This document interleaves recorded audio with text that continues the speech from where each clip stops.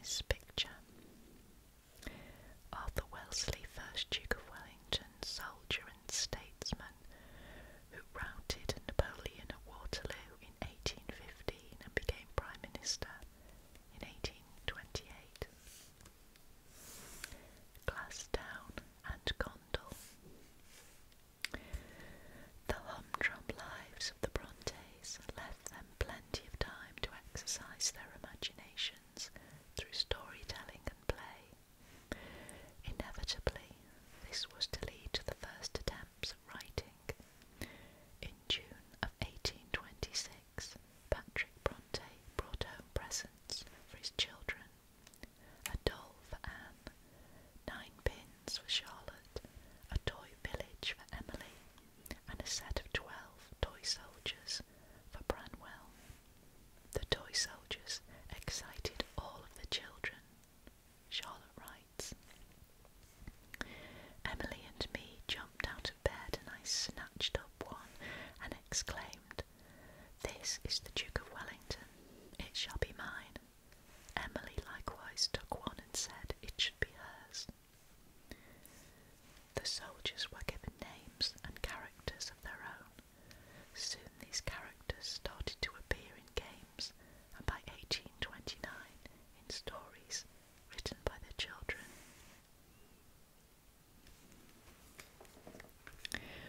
More and more stories followed, describing the imaginary kingdom of Glasstown, somewhere in Africa, which had the Duke of Wellington as king. The stories created a complete imaginary history of the kingdom, complete with battles, revolutions and thrilling adventures. The writing of these stories continued for over 10 years, and eventually the amount of material produced was greater than all the published work of the Brontes put together. So here is a description of A Glasstown Pirate by Charlotte, written in 1829. Rogue is about 47 years of age. His manner is rather polished and gentlemanly, but his mind is deceitful, bloody and cruel. His walk, in which he much prides himself, is stately and soldier-like, and he fancies that it greatly resembles that of the Duke of Wellington. Charlotte and Branwell were the leading players in the Glasstown stories. Around 1834, Emily and Anne created their own kingdom of Gondal. The writing was a mix of stories and poems. The juvenile writing of the Brontes continued into adulthood. Emily and Anne were still adding to the Gondal saga in 1845, when Anne was 25 and Emily 27. Only 2 years later, Jane Eyre, Wuthering Heights and Agnes Grey were published. And now down here we have some of the little books that were written by the Bronte children. Spelling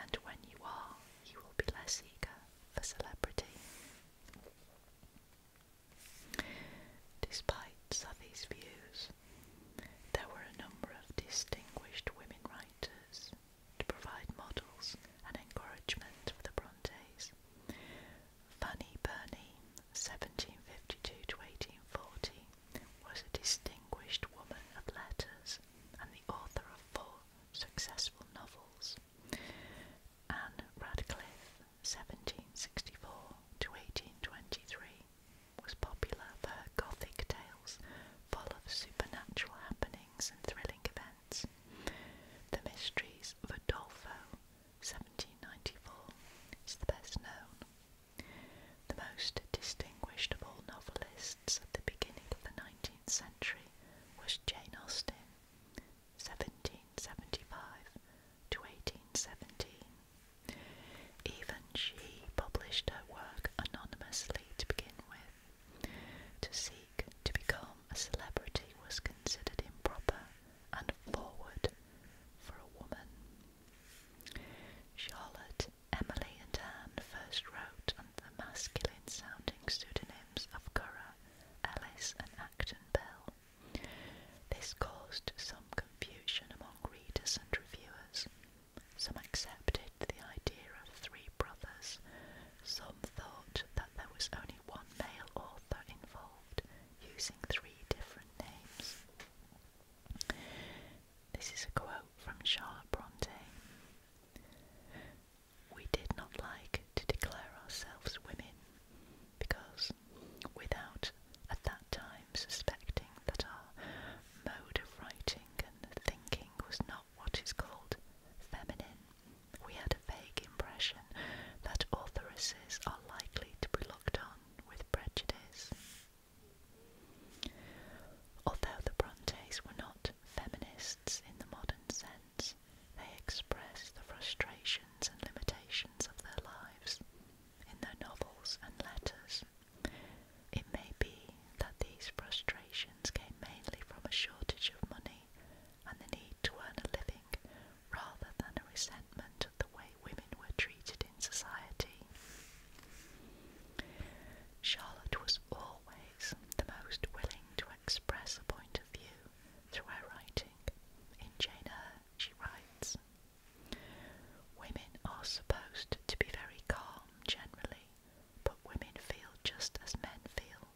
They need exercise for their faculties and a field for their efforts as much as their brothers do. They suffer from too rigid a constraint, too absolute a stagnation, precisely as men would suffer."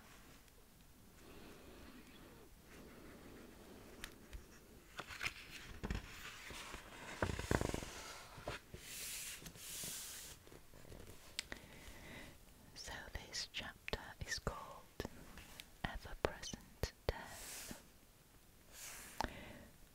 Sudden death is a familiar event in the Bronte novels, particularly in Wuthering Heights.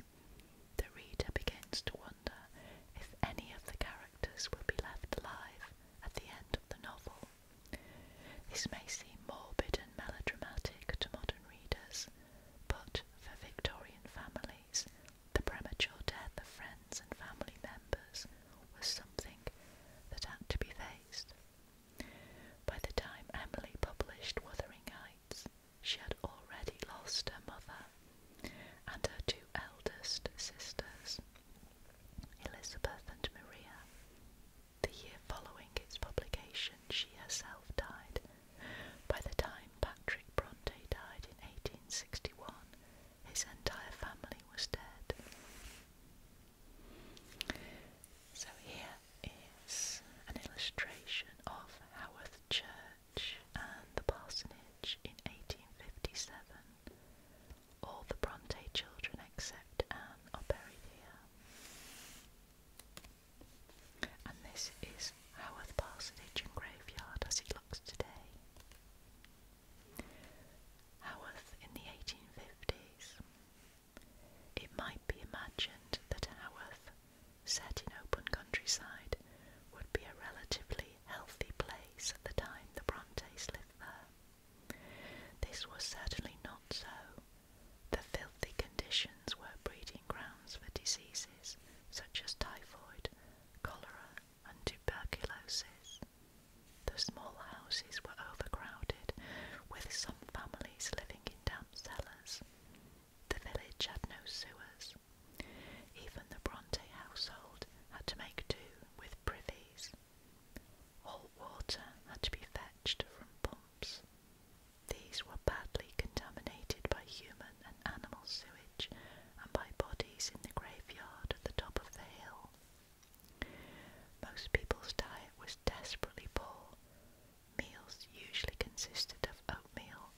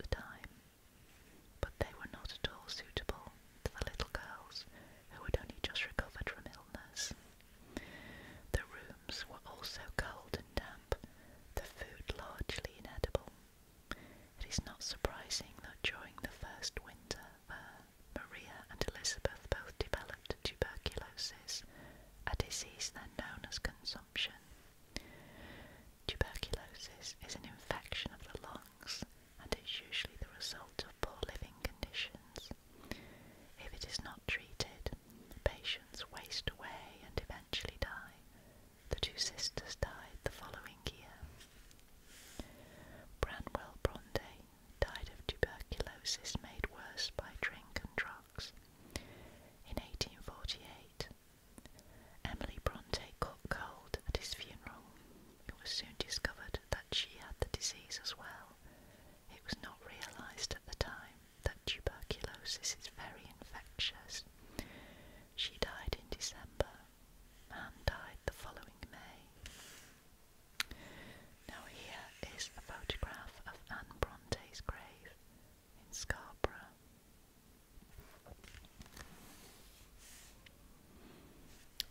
Victorian Sentimentality. The death of children frequently features in Victorian fiction. Wuthering Heights is sometimes criticised for making a meal of the death of Linton. It needs to be remembered that sudden death, particularly of children, was commonplace. Emily had seen her elder sister and her brother dying painfully. What is sentimental to the modern viewpoint was part of everyday life in early Victorian England. Cholera. Cholera was a major killer in the early 19th century. Until 1854, no one knew that it was a waterborne disease. Up to that time, it was assumed that the germs of cholera came from bad air. Patients would have their windows left open even in winter in the hope of cure.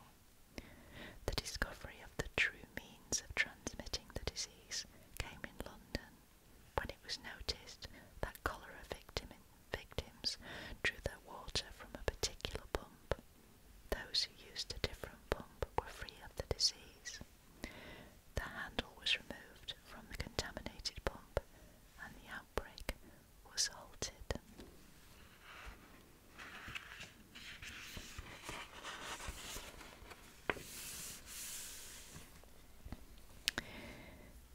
Now this chapter is called Landscape and the Weather. The Howth Moors. The writing of the Brontes is heavily influenced by the landscape that surrounded them at Howth, and which is little changed today. The poor soils and unpredictable weather makes any agriculture other than traditional sheep rearing very difficult. The wild moorland was just a short walk from the parsonage, and the Bronte children roamed freely across it, revelling in the rugged beauty and the ever-changing weather. The landscape, untouched by industry or farming, represented a complete contrast to the life at the parsonage, with its sense of order and routine. Here they could see demonstrated for them the romantic idea that humankind represented order and reason, while the natural world, savage and unpredictable, was in conflict with it. Human beings were rational creatures, and yet inside them their dangerous animal nature lurked. In their exploration of the moors, the Brontes were able to throw off the shackles of their restricted lives and taste freedom. Inevitably, the West Riding of Yorkshire, and in particular the moorland landscape, became the setting for the novels of the Brontes. One reason for this was that it was the only place they knew. Charlotte did not see the sea until 1839, when she was 23. A landscape in Wuthering Heights. This is a quote from Wuthering Heights, Chapter 1. Wuthering Heights is the name of Mr. Heathcliffe's dwelling, Wuthering being a significant provincial adjective descriptive of the atmospheric tumult to which its station is exposed in stormy weather. The word wuthering is full of suggestiveness. It seems to combine windiness, bleakness and sadness. All through the novel, Emily Bronte uses the landscape and ever-changing weather to underline the events of the story. A sense of threatening menace is shown by the sultry build-up to a storm, as in Chapter 17, when Linton is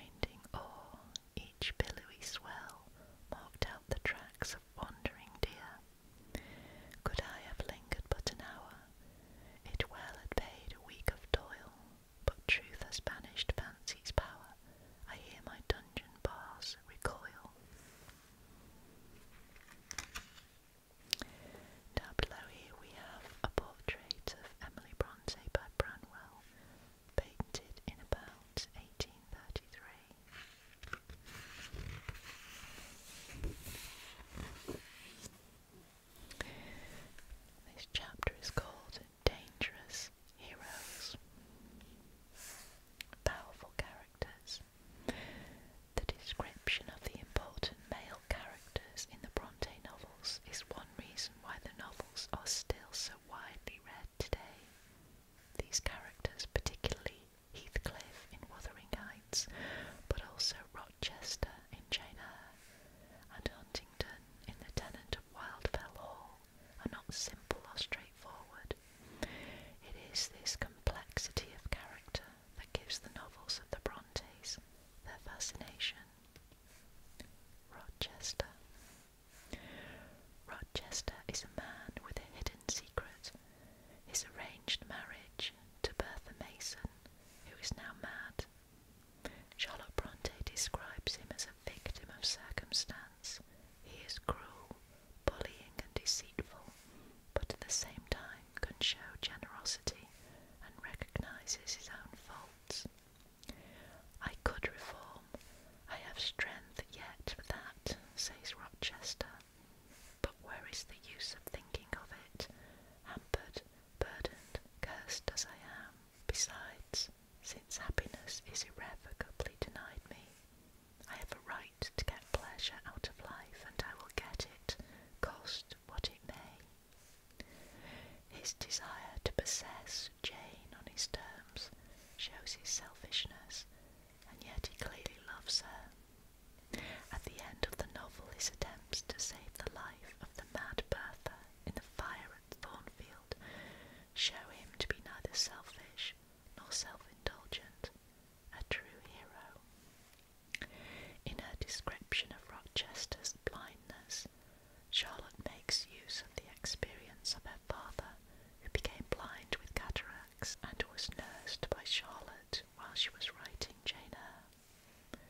Following a painful operation without anaesthetic, Patrick Bronte, like Rochester, regained his sight. This is a quote from Charlotte Bronte. Mr. Rochester has a thoughtful nature and a very feeling heart. He is neither selfish nor self-indulgent. He is ill-educated, misguided, errs, through rashness and inexperience. Heathcliff. So this is a quote, Catherine to Isabella, from Wuthering Heights, chapter 10. Nelly, tell her what Heathcliff is. He's not a rough diamond, a pearl containing oyster of a rustic. He's a fierce, pitiless, selfish man. I know he couldn't love a Linton, and yet he'd be quite capable of marrying your fortune and expectations. Avarice is growing with him, a besetting sin. Throughout Wuthering Heights, Heathcliff is described by one character after another as wicked, even evil. He is certainly cruel and vindictive, but like Rochester, he is a victim of his own background and of his own nature. Heathcliff is a man of extremes, and even the positive side of his nature, his love for Catherine, is so obsessive as to lead to his own death. Some readers feel that despite all his faults, his greatness shines through, especially in his undying love for Catherine. He is a true romantic hero. Mr. Huntington and Branwell Bronte. Anne Bronte drew on her experience of her brother in her description of the drunken Huntington in The Tenant of Wildfell Hall. Helen Huntington describes him in her letter to Frederick. The invalid replied by groaning aloud and rolling his head on a pillow in a paroxysm of impatience. I am in hell already, cried he. This cursed thirst is burning my heart to ashes. Will nobody? At the end of the novel, Huntington is dead. The Tenant of Wildfell Hall was published in July of 1848. In September, Branwell Bronte too had died. So, here we learn about Lord Byron, 1788 to 1825.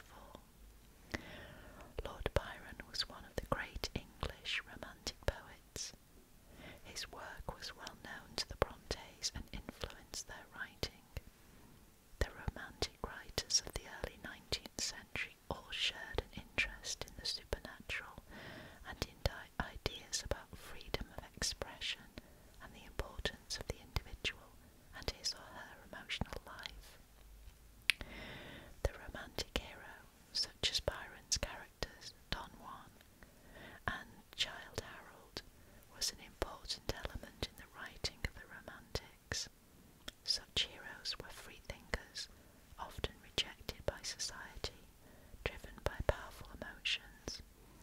These ideas were a starting point for characters such as Rochester and Heathcliff.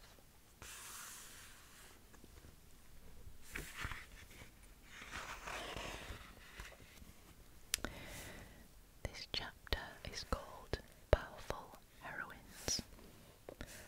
Autobiography in the novels. Many readers and critics today claim that the novels by the Brontes are based on their own lives, and the books are in some ways secret autobiographies. This is by no means the whole story. Anne, Charlotte and Emily certainly use people, places and events in their lives in their novels. It is important to remember, though, two other vital ingredients: imagination and the ability to tell stories. These skills were developed over the years as they devised their imaginary kingdoms of Glasstown and Gondal, and in those evenings at the parsonage where stories were told by the light of the flickering fire. Catherine Earnshaw. Catherine in Wuthering Heights is a powerful and independent character, but not always an attractive one. She loves Heathcliff, and yet she marries Edgar because he will be rich and I shall be like to be the greatest woman of the neighbourhood. Yet there is much more to Catherine than a spoilt, scheming woman. She is a contradictory character, a strange mixture of strength and weaknesses. She is able to love Edgar and Heathcliff at the same time, because her love for them is very different. Edgar is an earthly love, her love for Heathcliff a spiritual one, yet despite her love for others, she is totally selfish and self-obsessed. Well, I cannot keep Heathcliff for my friend if Edgar will be a man and jealous.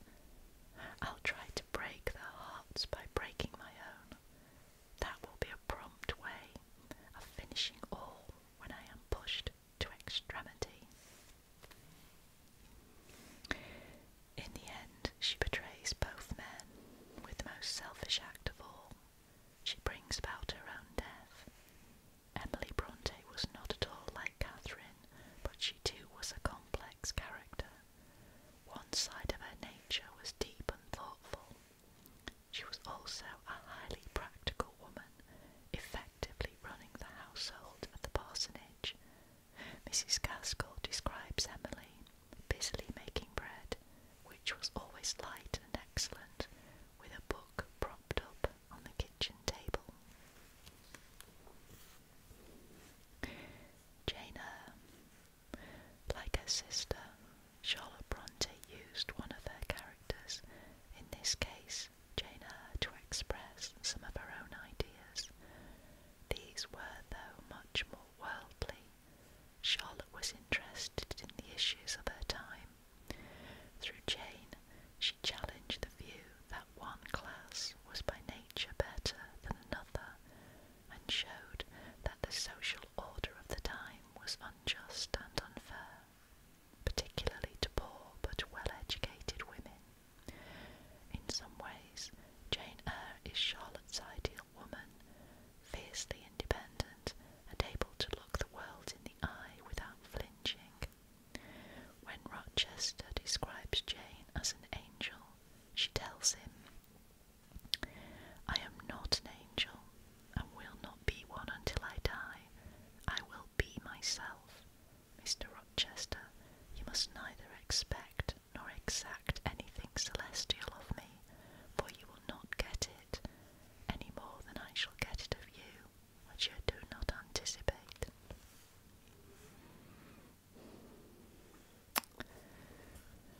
Becky Sharp, an anti-heroine.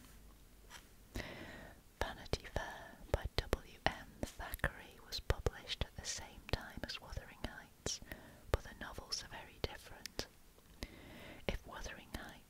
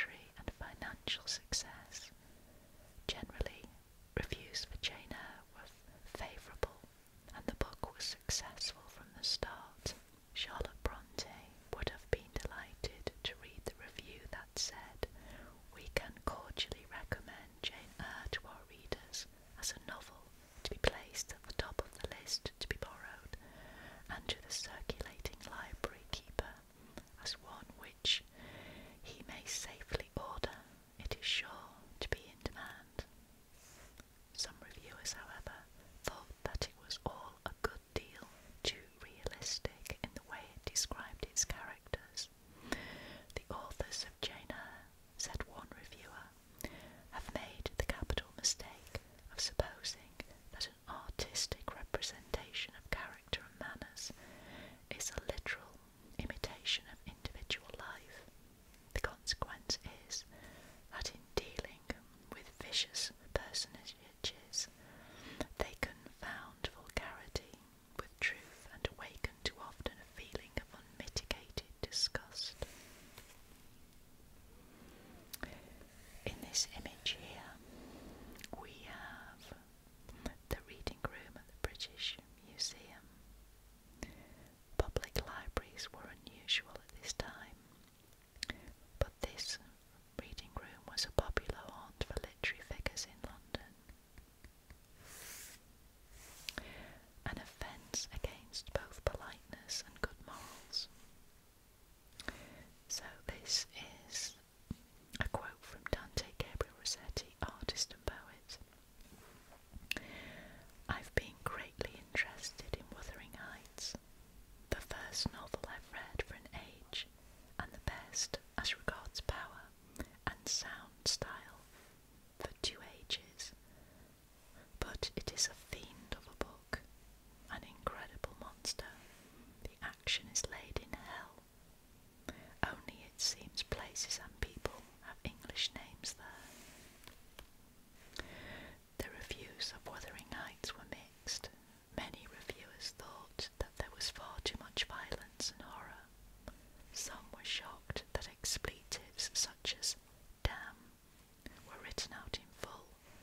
The usual practice was to use only the first letter, D. There was a feeling that literature shouldn't be about real life at all. It is the province of an artist to modify and in some cases refine what he beholds in the ordinary world, said another reviewer. Wuthering Heights, even more than Jane Eyre before it, described people as they really were. Even those critics who were strongly against the book recognised its power. The same reviewer who thought the book was an offence against politeness and good morals admitted that it was original, powerful, and full of suggestiveness. Like many readers, the critics may have hated the book, but they couldn't put it down.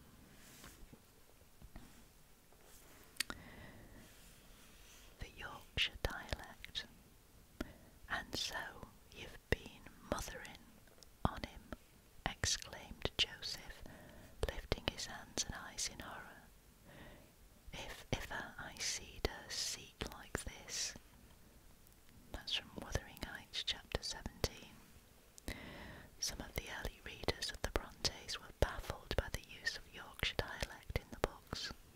The Brontes would have heard this from the local people, and especially from Tabitha Ackroyd, their much-loved Yorkshire servant. The Brontes did not speak a Yorkshire dialect themselves. Writers at the time say they had Irish accents, which they acquired from their father. Other writers. The comments that writers most like to hear are those of other authors. The great novelist and historian Thackeray wished he hadn't been sent a copy of Jane Eyre. He was very busy with his own work, but he couldn't stop reading it. He claimed that some of the love passages made him cry, to the astonishment of his servant when he came in to make up the fire. George Eliot was less enthusiastic. She thought the dialogue was written in a rigid, over-formal manner, more like police reports than a novel.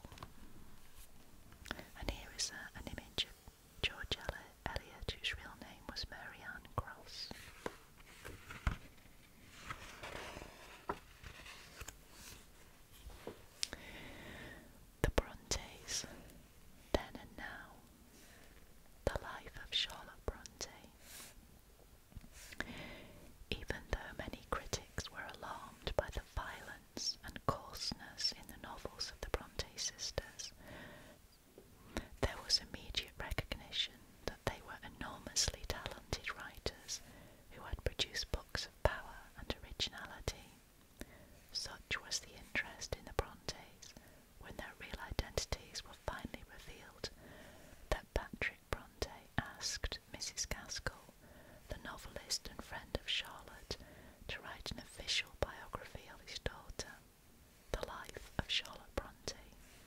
And here is a drawing of Elizabeth Gaskell. This book was controversial from the beginning. In particular, the author created a picture of Charlotte